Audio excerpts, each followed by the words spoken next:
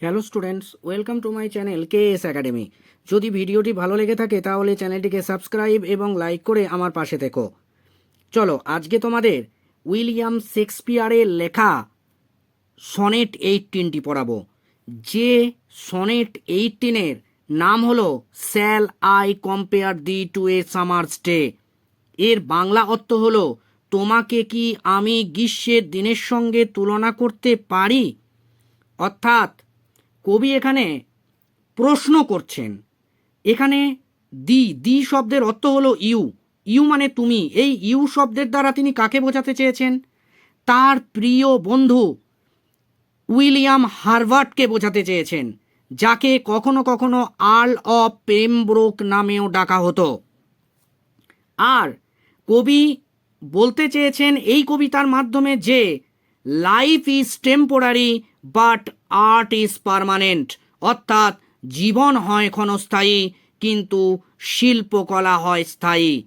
কোনো মানুষ সারা জীবন বাঁচতে পারে না। প্রকৃতির নিয়মে তাকে মারা যেতেই হয় যে কোনো কারণবশত। কিন্তু এই মৃত্যুর পরেও মানুষের বেঁচে থাকা সম্ভব তার সৃষ্টি কার্যের মাধ্যমে। কর্মের মাধ্যমেই মানুষ অমরত্ব লাভ করে থাকে। আর এখানে উইলিয়াম শেক্সপিয়ার সেটাই বলতে চাইছেন যে উইলিয়াম হার্ভার্ট তার প্রিয় মানুষটি হয়তো মারা যাবে, কিন্তু ভবিষ্যতে সে কিন্তু স্মরণীয় হয়ে থাকবে। এই কবিতার মাধ্যমে যখন পাঠকরা পড়বে, তার মাধ্যমে উইলিয়াম হার্ভার্টের নাম উচ্চারিত হবে এবং এইভাবে সে বহু যুগ ধরে স্মরণীয় হয়ে থাকবে। চলো আমরা কবিতায় চলে যাই। Shall I compare thee to a summer's day. আমি কি তোমাকে গ্রীষ্মের দিনের সঙ্গে তুলনা করতে পারি। অর্থাৎ কবি প্রথম লাইনেই প্রশ্ন করছেন। কাকে?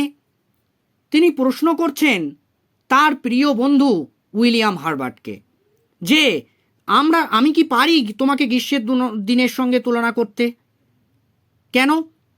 কারণ জীবনের সঙ্গে গ্রীষ্মের দিনের তুলনাটা কেন করতে চাইছেন কবি? এর কারণ হলো গ্রীষ্মের দিনের মধ্যেও আবহাওয়ার পরিবর্তন হয়, গ্রীষ্মের দিনের মধ্যেও সময়ের পরিবর্তন হয়, কিন্তু আমাদের সময়ের পরিবর্তনের সঙ্গে সঙ্গে জীবনের মুহূর্তেরও পরিবর্তন ঘটে। কিন্তু উইলিয়াম হার্ভার্ট, যার জন্য কবিতাটি কবি লিখছেন, তাকে তিনি বাস্তবিক পক্ষে গ্রীষ্মের দিনের সঙ্গে তুলনা করতে চান না। কেন? গ্রীষ্মের দিনে সময় পরিবর্তিত হয়, সময় পরিবর্তিত হলে অবস্থার পরিবর্তন ঘটে, কিন্তু জীবন তো মরণশীল, কোনো মানব দেহ তো মরণশীল। কিন্তু কবি চান যে গ্রীষ্মের দিন শেষ হয়ে যায়, কিন্তু কবির বন্ধুর জীবনটা যেন শেষ না হয়। সেই জন্য তিনি প্রশ্ন করছেন যে তাকে কি গ্রীষ্মের দিনের সঙ্গে তুলনা করতে পারি। দো আর্ট, তোমার শিল্পকর্ম মোর লাভলি, আরও ভালো, অ্যান্ড মোর টেম্পারেট, আরও সংযত। আর্ট মানে শিল্পকর্মের কথা বলছেন। অর্থাৎ উইলিয়াম শেক্সপিয়ার এই যে কবিতাটি লিখেছেন shall I compare thee to a summer's day, এটা কি তিনি আর্ট বলে চিহ্নিত করছেন?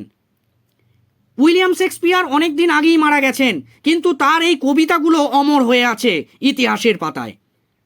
তাই কবি এখানে বলতে চাইছেন যে তার বন্ধুর যে শিল্পকর্ম সেটা শান্ত, সংযত এবং অত্যন্ত সুন্দর। কারণ মানুষ জীবিত থাকে তার কর্মের মাধ্যমে, মানুষ মরণশীল।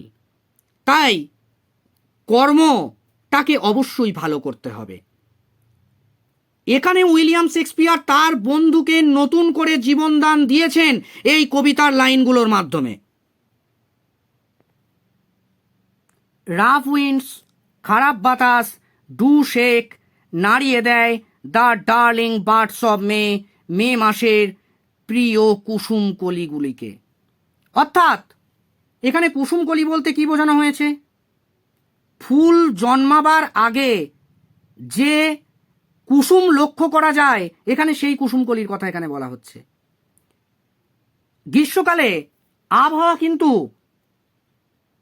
পরিবর্তনশীল হয়। অর্থাৎ সকালে যদি শান্ত প্রকৃতির আবহাওয়া থাকে, দুপুরের দিকে ঝড় বৃষ্টি বা আকাশে মেঘ করে যায়, আবার রাত্রিরে সেই আবহাওয়াটা আবার শান্ত হয়ে যেতে পারে। তাই গ্রীষ্মের দিনের আবহাওয়া হচ্ছে ক্ষণস্থায়ী। আর সেই সময়ে যখন ঝড় ওঠে, অর্থাৎ ঝড়ের সময় মে মাসে যে গাছে ফুল লক্ষ্য করা যায়, ফুল হওয়ার আগে যে কুসুম কলিগুলি জন্মায়, সেই কুসুম কলিগুলি গাছ থেকে পতিত হয় মাটিতে, সেটা বলতে চাইছেন কবি।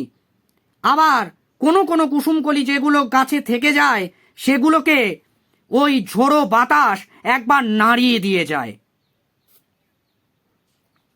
And summer's lease hath all too short a date, এবং গ্রীষ্মের আয়ু একটা ছোট্ট সময়। অর্থাৎ কবি এখানে বলতে চাইছেন যে গ্রীষ্ম বেশি সময় ধরে বিস্তৃত হয় না। গ্রীষ্মের একটা নির্দিষ্ট সময় আছে। আমাদের সাইকেল অফ সিজনস বলে একটা কথা আছে, অর্থাৎ ঋতুচক্র বলে একটা কথা আছে। এই ঋতুচক্র জন্যই আমাদের ঋতু পরিবর্তিত হয়। তাই এখানে কবি বলছেন যে গ্রীষ্মের আয়ু একটা ছোট্ট সময়। ইংরাজিতে 12টা মাস, আর 12টা মাসের মধ্যে একটা নির্দিষ্ট সময়ে গ্রীষ্ম অবস্থান করে, তারপর বর্ষা, তারপর অন্য ঋতু অবস্থান থাকে। তো এটাই কবি এখানে বলছেন। তাই তার বন্ধু একটা ছোট্ট সময় ধরে থাকুক, সেটা কবি চান না। তাই কবি এখানে তুলনা করছেন বা বলতে চাইছেন যে গ্রীষ্মের আয়ু ছোট, কিন্তু তিনি চান না যে তার বন্ধুও গ্রীষ্মের মতো ছোট আয়ু সম্পন্ন হন। সামটাইম, কখনো কখনো, টু হট, অত্যন্ত গরম, the I of haven science, যখন সূর্য কিরণ দেয়। এখানে তা আই অফ হেভেন শব্দের দ্বারা এখানে তার শানকে বোঝানো হয়েছে।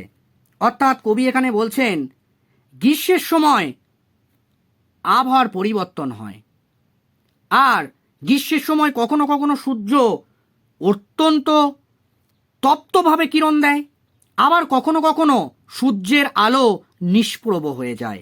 কেন? কারণ ওই ঘন কালো মেঘ ওঠে বলে।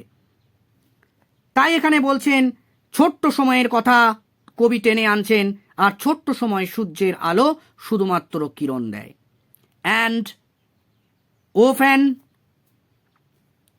ইজ হিজ গোল্ড কমপ্লেকশন, এবং প্রায়ই সোনালি রঙের প্রভা ডিমড, নিষ্প্রভ হয়ে যায়।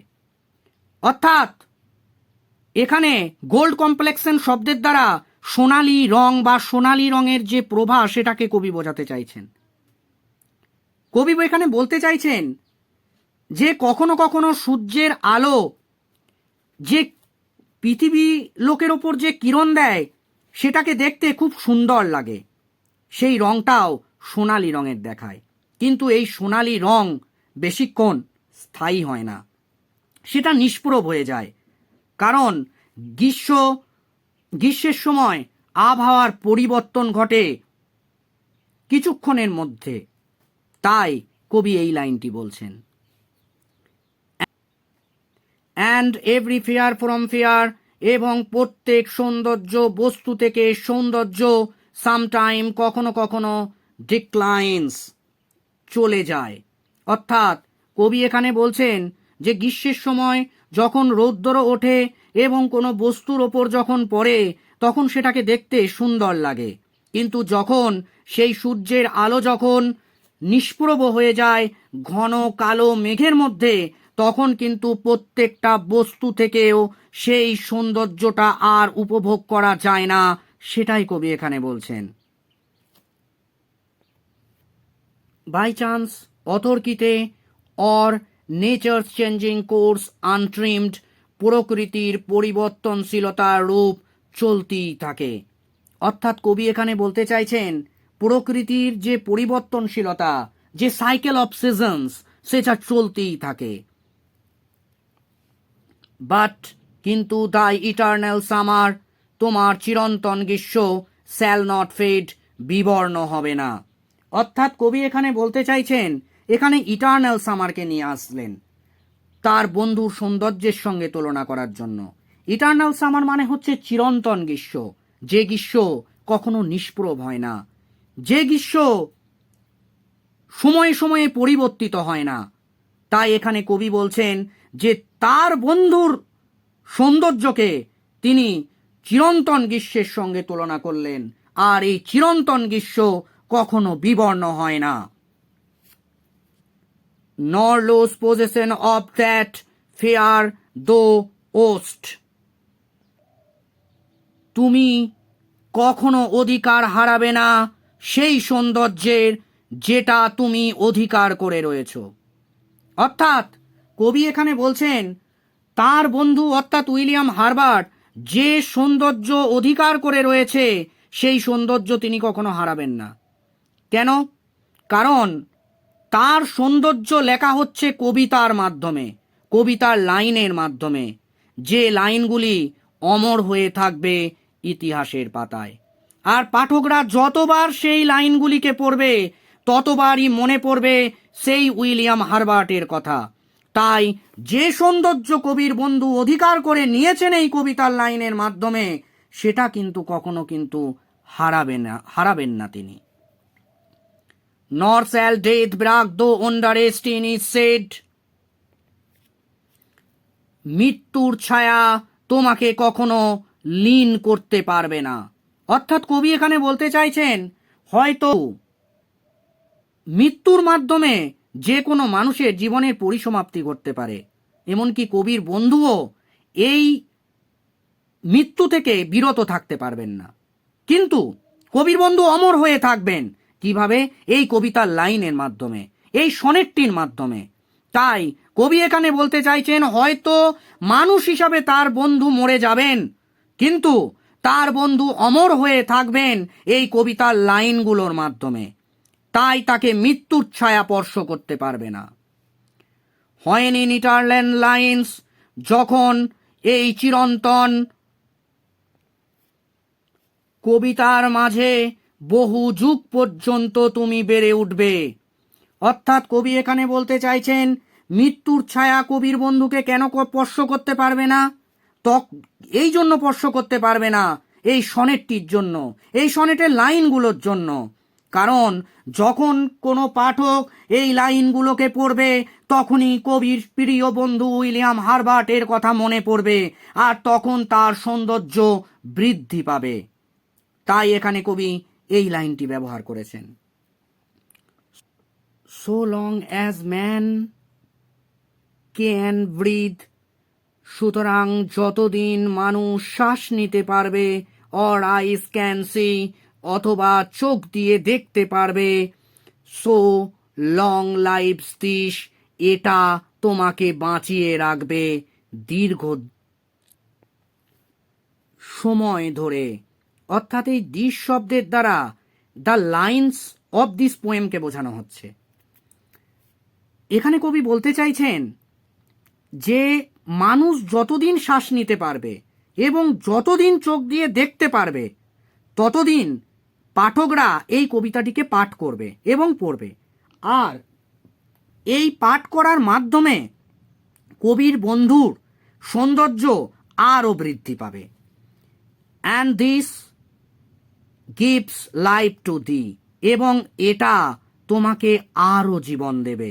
অর্থাৎ কবি শেষ লাইনে একটা বার্তা দিয়ে গেলেন যে আমাদের মানবীয় জীবন ক্ষণস্থায়ী, এখনই আছে তো এখনই নেই, কিন্তু মানুষ তার শিল্পকর্মের মাধ্যমে অমরত্ব লাভ করে থাকে। আর এই কবিতাতেও তার কিন্তু কোনোরূপ ব্যতিক্রম হয়নি। উইলিয়াম শেক্সপিয়ার শেষ দুই লাইনে ভালোভাবে বুঝিয়ে দিয়েছেন এই পৃথিবীতে মানুষ যতদিন থাকবে, মানুষ যতদিন শ্বাস নিতে পারবে, যতদিন চোখ দিয়ে দেখতে পারবে, ততদিনই এই কবিতাটিকে পাঠ করবে, আর যত পাঠ করবে কবির বন্ধুর সৌন্দর্য আরও বৃদ্ধি পাবে। তাই কবির বন্ধুর সৌন্দর্যকে গ্রীষ্মের দিনের থেকেও এক উন্নত জায়গায় প্রতিষ্ঠা করেছেন উইলিয়াম শেক্সপিয়ার। স্টুডেন্টস, তোমরা shall I compare thee to a summer's day কবিতাটির শব্দার্থগুলো একটু দেখে নিও।